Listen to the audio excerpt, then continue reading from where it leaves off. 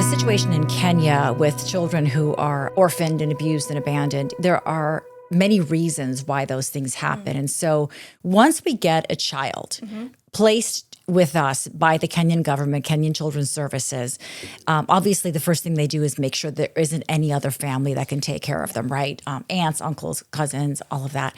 And then if it's determined that there's nobody else, then they figure out which children's home is the best place to raise them. Okay. So when we get them, oftentimes there's a disability because kids are discarded if there's a disability. Oftentimes we get preemie babies. We get them, we do whatever we can physically to get them to where they should be at that stage of development. Yeah. And then really the trauma counseling is one of our big parts that we are focused on because a lot of these kids have gone through trauma that you can't even imagine. They have been left alone, so they'd have to find food, whether that's plants, just to survive. Some of them are starved. You can see their little ribs when they come to us. It is heartbreaking, but when they come to us, we do whatever we can physically, obviously, and then get them up to speed so they can go to school. Education is really, really important for obvious reasons for them to break that cycle of poverty. Yeah.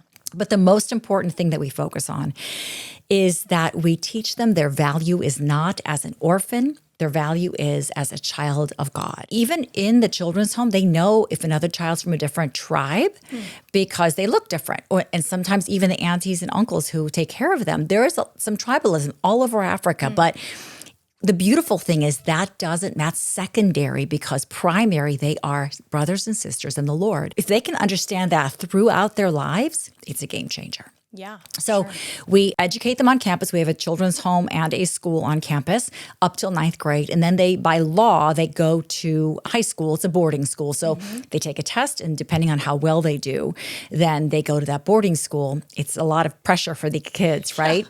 And then we give them the opportunity to go to college or trade school, depending on what their abilities are. As a matter of fact, just this week, we found out that one of our not anymore. Boys. Not anymore. I know. I can think of him when he's little.